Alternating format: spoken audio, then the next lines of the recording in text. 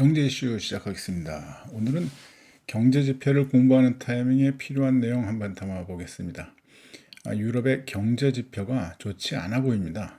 트럼프가 뭐 종이 호랑이다 뭐 이렇게 놀리는데 그럴 만한 이유가 있겠네 이런 생각도 듭니다. 내용 한번 보겠습니다. 이 편은 뭐 세계 주요 나라의 성장률 그리고 물가 뭐 이런 것들을 비교한 거죠.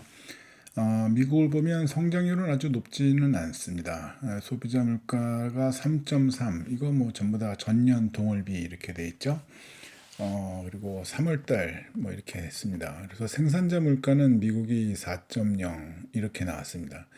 그러니까 소비자 물가 압력이 꽤 많이 남아 있다 이렇게 보여주는 거죠. 생산자 물가가 더 높으니까 앞으로 이제 소비자 물가도 높아지겠구나 뭐 이런 얘기들이죠.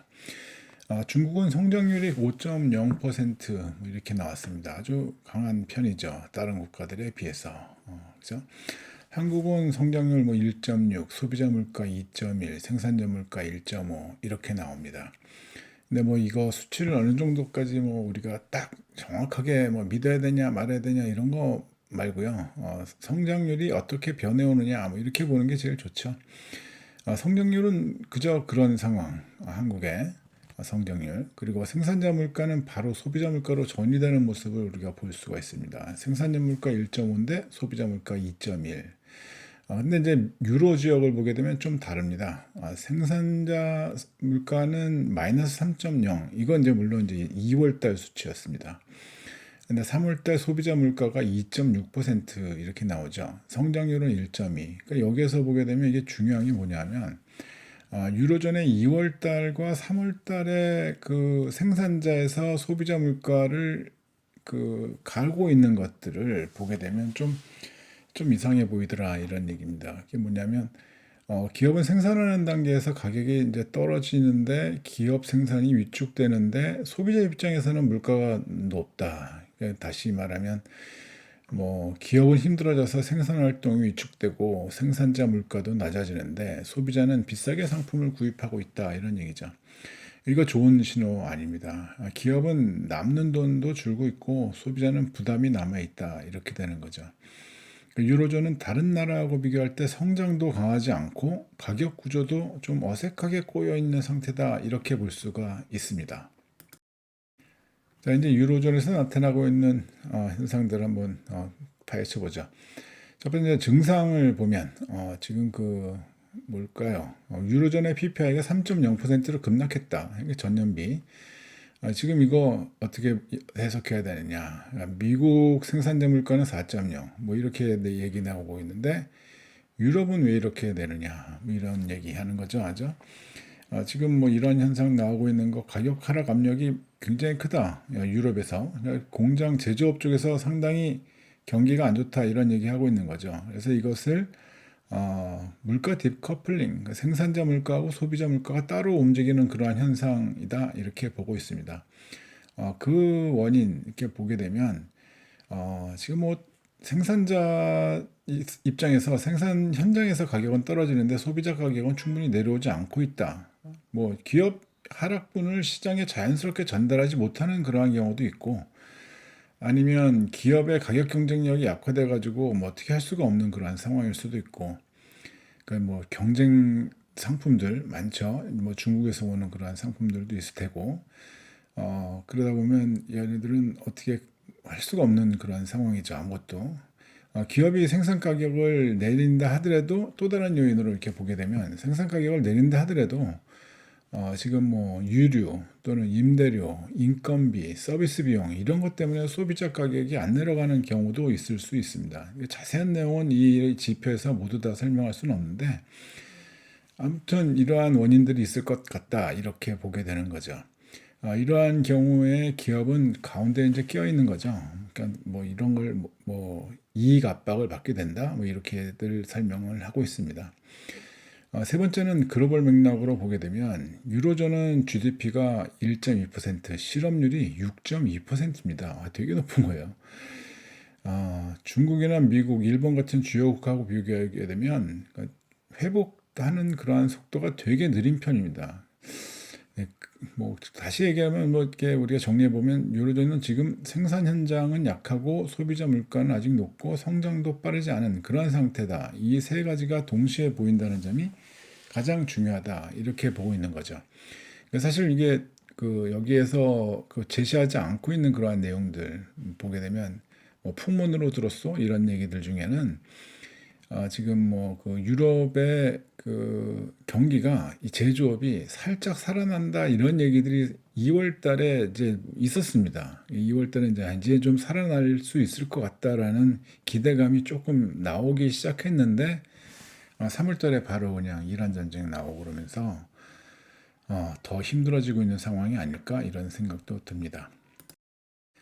자, 여기에서는 이제 그 생산자 물가하고 소비자 물가, 여기에서 이제 구조적인 괴리, 왜 이런 그 간격이 벌어지고 있느냐, 이거에 대한 설명을 하고 있는 페이지가 되겠습니다. 왼쪽에 보이는 게 생산자 물가, PPI, 오른쪽은 소비자 물가, HICP 이렇게 써놨죠. 그죠? 그래서 이게 뭐 마이너스 3% 생산자, 오른쪽에 소비자는 플러스 2.6%, 방향이 완전히 다릅니다. 하나는 크게 내려가고 있고 다른 하나는 여전히 높은 수준에 머물러 있다. 그러니까 정상적인 흐름이라면 생산 단계에서 가격이 내려가면 시간이 지나면서 소비자 가격도 조금 안정되는 경우가 상당히 많죠.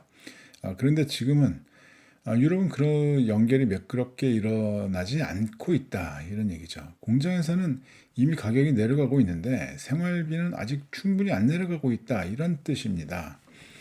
자료에서 이것을 시장 안에 마찰이 있다. 즉 가격 하락 효과가 경제 전반을 잘 반영하지 못하고 잘 퍼지지 못하고 있다. 이런 것들이죠.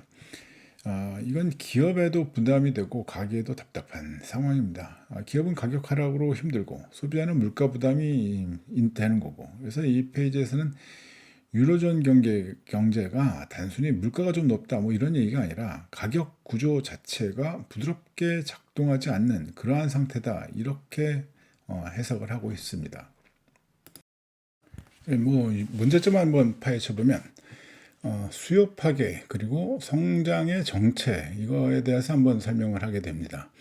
뭐 말이 좀 어렵사 할 수 있지만 지금 뭐 물건을 살 힘도 약해지고 경제도 잘 크지 못하고 있다 뭐 이런 얘기죠. 그래프를 보게 되면 중국은 성장률이 5.0%로 높습니다. 반면에 유럽은 1.2% 수준입니다. 유로존은 아주 크게 무너진 건 아닙니다. 하지만 문제는 계속 힘이 약한 상태가 이어지고 있다 이런 점입니다. 쉽게 말하면 달리지는 못하고 겨우 걷고 있는 그러한 상태? 뭐 이렇게 설명할 수 있겠죠. 또 하나 중요한 숫자가 있습니다. 유로존은 19억 유로의 무역 적자를 기록했습니다. 그러니까 무역 수지 적자라는 건 수출로 벌어들이는 것보다 수입으로 지출하는 게 더 많은 상황입니다. 이게 왜 중요하냐면 안에서 소비가 약하고 밖으로 수출하는 힘도 약하면 경제를 떠받칠 힘이 줄어들기 때문이죠. 결국에 이 페이지에서 말하는 핵심은 뭐냐 하면 유로존 생산자 물가가 크게 떨어진 이유는 단순히 가격이 조정된 것이 아니라 약한 수요 그리고 느린 성장 그리고 약한 교역 흐름 뭐 이런 것이 깔려 있다 이렇게 보는 거죠. 그러니까 가격 문제가 아니다. 경제 체력의 문제다. 이렇게 볼 수 있다라는 얘기입니다. 두 번째 문제점을 보게 되면 지금 비용 증가의 한계 그리고 기업 마진의 압박 이거 보여주게 됩니다. 그러니까 쉽게 풀어보게 되면 기업은 물건을 만들 때 원재료비, 인건비, 전기료, 물류비 뭐 이런 비용 드죠. 지금 뭐 정상적인 상황이다 그러면 이 비용이 오르면 판매 가격도 어느 정도 올릴 수 있습니다. 그래야 기업이 이익을 남기는 거죠. 그런데 지금 유로존은 수요가 약해서 기업이 가격을 마음대로 올리기 어렵다 이렇게 보는 거죠. 자료 중앙에 있는 빨간 부분이 바로 그 지점입니다. 비용 전가의 한계. 그러니까 즉 들어간 비용을 소비자에게 다 넘기지 못하는 구간이 있다. 그 결과가 뭐냐? 바로 기업의 마진 압박. 쉽게 말해서 남는 돈이 줄어드는 그런 현상입니다. 이건 꽤 중요합니다. 기업이 이익이 줄어들게 되면 제일 먼저 뭘 줄이냐? 인력입니다. 사람 자르죠. 심하면 아주 심한 구조조정도 나올 수 있습니다. 그래서 맨 아래 문장도 같은 뜻입니다. 지금 가격 하락이 생산성이 좋아져서 생긴 하락이 아니라 기업이 마진을 희생하면서 버티고 있는 결과다. 이런 얘기죠. 이게 계속되면 나중에는 뭐 투자 위축, 고용 감소 이렇게 이어지는 악순환이 생길 수도 있다. 이런 얘기입니다. 문제죠. 자, 여기에서는 이제 고용하고 무역 수지 이거 한번 비교해서 보는 거죠. 먼저 이제 실업률을 보겠습니다. 미국은 실업률이 4.3, 유로존은 6.2%, 일본은 2.6, 한국 3.0, 중국 5.4입니다. 중국도 5.3은 상당히 높은 수준이죠. 그죠? 근데 그 중에서 제일 높은 게 유로존입니다. 실업률이 높다는 건 일자리를 찾지 못하는 사람이 그만큼 많다. 이렇게 되겠죠? 그만큼 실업자가 많은 만큼 소비도 위축될 수가 있고 경제 심리도 약해질 수 있다. 이렇게 되는 거죠. 다음은 무역 수지입니다. 미국은 616억 달러 적자, 유로존은 19억 유로 적자입니다. 반면에 이제 한국, 일본, 중국 모두 흑자죠. 특히 한국과 중국은 흑자 폭이 상당히 높습니다. 쉽게 말하면 아시아 주요국은 밖으로 물건을 팔아서 어느 정도 경제를 방어하고 있는데 유로존은 그 방어력이 상당히 약하다 이런 뜻이죠. 게다가 실업률도 높은 유로존, 야 이거 어떻게 합니까? 그래서 일자리도 불안하고 대외 교역도 강하지 않다 이런 점을 함께 보입니다. 종이 호랑이 맞네요. 이 페이지가 말하는 결론은 분명합니다. 유로존은 지금 안에서도 약하고 밖에서도 강하지 않은 그런 상태입니다. 그래서 구조적으로 더 취약해 보인다 이런 얘기죠. 마지막 페이지입니다. 이 자료는 유로존의 생산자 물가 급락을 단순한 숫자라고 보지 않습니다. 그보다 더 큰 의미가 있다. 첫 번째는 제조업 경고 등입니다. 생산자 물가 마이너스 3.0%? 야, 유로존 제조업 회복이 생각보다 많이 늦어지고 있구나. 이런 강한 신호로 해석할 수가 있습니다. 둘째, 이것은 구조적인 취약성을 보여줍니다. 실업률이 6.2%로 높고 무역도 적자입니다. 경제가 스스로 다 강하게 살아날 힘이 약할 수도 있다 이런 뜻이죠. 셋째, 유로존은 글로벌 소외 가능성도 있습니다. 미국은 다시 물가가 오르는 쪽이고 아시아는 수출로 버티는 그런 국가들. 그런데 유로존은 그 사이에서 독자적인 저성장 국면에 계속 머물러 있다. 이런 위험이 있다라는 것이죠. 그러니까 오른쪽 문장을 쉽게 바꿔서 쓰면 뭐 이런 얘기입니다. 그러니까 2026년 초에 유로존 생산자 물가 급락은 그냥 숫자 하나가 떨어진 것이 아니다. 수요 악화, 그리고 기업 이익 압박, 경쟁력 저하 이것이 한꺼번에 나타나는 구조적인 경기 침체의 전조일 수도 있다. 굉장히 좀 강하게 비관적으로 얘기하는 그러한 얘기입니다. 그리고 앞으로 중요한 질문은 이겁니다. 유럽 기업이 버틸 수 있는가? 투자가 살아날 수 있는가? 고용이 더 나빠지지 않을 수 있는가? 이런 얘기죠.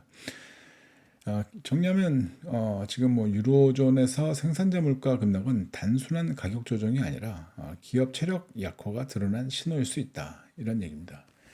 여기에다 전쟁 복구까지 만약에 부담을 갖는다. 그러니까 어려운 거죠. 그러니까 유럽이 뭐 이란 전쟁에 적극적으로 나설 수 없는 그런 종이 호랑이 같은 그러한 모습, 그럴 수밖에 없죠. 그리고 유럽이 또 끼어들었다. 그러면 이거는 또 세계 전쟁으로 나갑니다. 잘못하면 진짜 한꺼번에 확 번져버리면 어떡하나 걱정하는데 지금 이제 좀 조용해지고 있는 그런 거죠. 여기까지 하겠습니다. 경제 지표 가지고 볼 수 있는 그러한 얘기들이었습니다. 감사합니다.